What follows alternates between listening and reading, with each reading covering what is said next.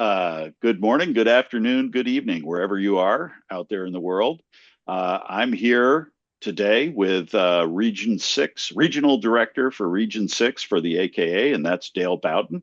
Dale has graciously agreed to spend a few minutes with us so we can learn a little bit about his love of kites, his role as Regional Director, and what's going on in the region. So without further ado, Dale, thanks for joining us today. Tell us a little bit about Good to be yourself here. Well, I and joined the how you got AKA, into and and how you got into kiting. Yes, sorry. well, how I got into kiting was growing up on a small farm in Wisconsin. Um, we After chores, we had to find something to do, and I usually made kites, and sometimes I would get a store bought kite like the Gaylas. I mean, that was big times back then.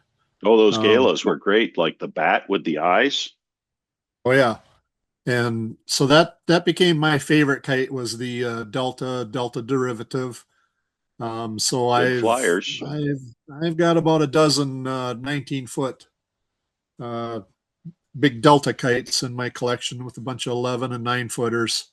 Wow. Um, when I fly stick kites, that's my go-to kite. Right now, we're kind of swinging into show kites, the airbags or inflatables or however you want to call them. But like I said, I joined 2000, and in the later, I've been the regional director for probably three, maybe going on 4 years. You know how time flies. Yes, it does. And I just decided I wanted to step up and help the AKA grow. We're went into a slump for a few years with membership, and we want to get it built back up. AKA has a lot to offer. Thank you. Yeah, I really appreciate you stepping up. That's a great thing because a lot of people I think, oh well, the AKA is it's what's the organization for, and it's to spread the joy of kiting, right? That's our mission statement. This is the hobby that we're all passionate about and that we love doing in all the different ways we go about it, whether you stick kites like deltas or inflatables like a manta ray or whatever you're getting into, right? We're passionate about that, and what the AKA needs is more folks like you who say, I not only want to be a member, but I also want to contribute, and for that, I thank you. So that's terrific. So as a AKA regional director, you said your goal is to make it grow. How do you go about doing that? Well, by talking, and my wife says I have a gift of gab, and you'll find me at a kite festival. I'll usually walk around and you know love answering questions. And if I don't have an answer, I will make something up that sounds reasonable, and or find somebody that does have an answer. But we had talked earlier, and if you come to a summer kite festival, this is how to find me. The I Charlie walk Brown around T-shirt. Charlie Brown. That We set a sometimes we'll set a 10 by 10 shelter up, and it has Kite Hospital on.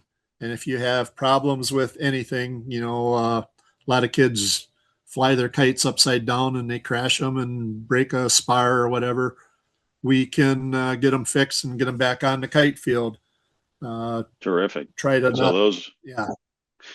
two good ways to find you. Look for Charlie Brown, but not the kite eating tree Charlie Brown. Look for Charlie Right. Brown on the kite field or your kite hospital. I think there are plenty of adult kite flyers who also have plenty of broken Oh kites, yeah. but I'm not going to ask you for spars. Uh, Well, so I've done a lot of fixing of adult kites, and a lot of times when somebody will buy a kite at a festival, they have no clue on where this spar goes, where the bridle sure. goes.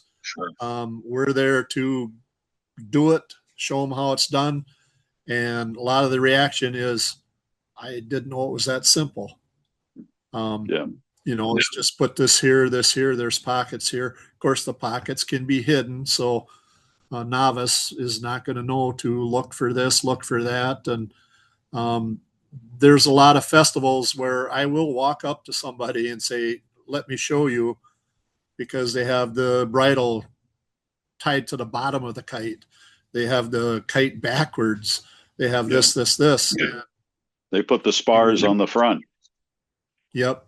all You sorts get of it stuff like fixed that. for them, and they're just like, that's flying really good. It's like it was made to fly really good, That's right. so You're an ambassador for the AKA that way. I once had a famous kite maker. I'm just going to share this. A famous kite maker who we all could recognize. He said to me, if you make a kite, you need to make it in a way that there's one obvious way to put it together. And he was teaching that lesson right there. A lot of store-bought kites don't have that as part of the design process. But yeah, right, so right. anyway, okay, great. That's fantastic. That's really good outreach and service for the AKA when you're doing that stuff on the kite festival field. So tell us we're coming into National Kite Month here, or we are in National Kite Month by the time I post this. What do you got coming up in the region? Well, we've got a couple things. Some people down in Indiana have reached out to me about having somebody show up to demonstrate kites, show the kids, well, not necessarily just the kids, but the participants, how to fly How a to fly? kite. Yep. Have some requests from Illinois, Iowa, and Minnesota.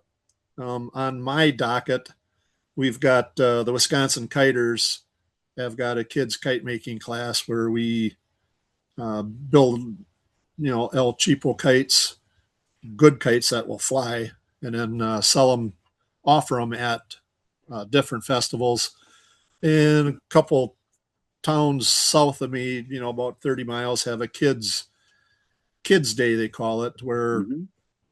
bunch of different groups get together and offer things for kids to do. And we're going down there to set up a kite making booth, and I'm going to show them different uh, styles of kites, That'll the be a box hit. kite, and and I've even done that at some retirement homes, and we get to talk, and seems everybody when they were a kid used to fly kites, It's got but to be that's very got put on the popular. shelf, and it is.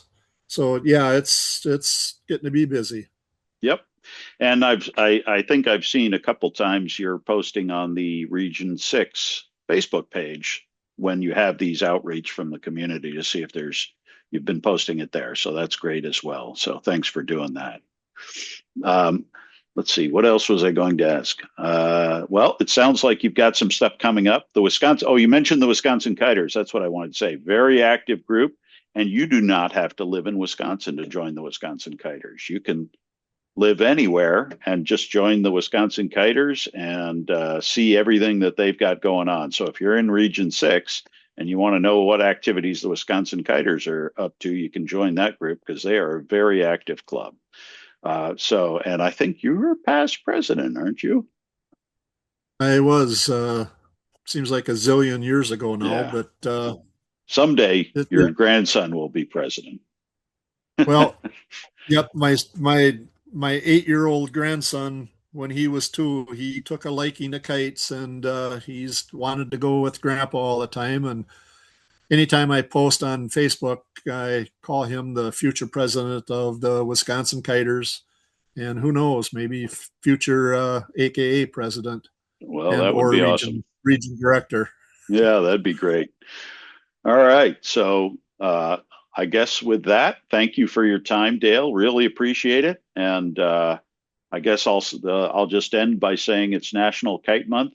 Get out and go fly a kite. Enjoy your time in April, and hopefully good winds and clear skies. And thanks again for All sitting down with us today, Dale. right. Talk to you guys later.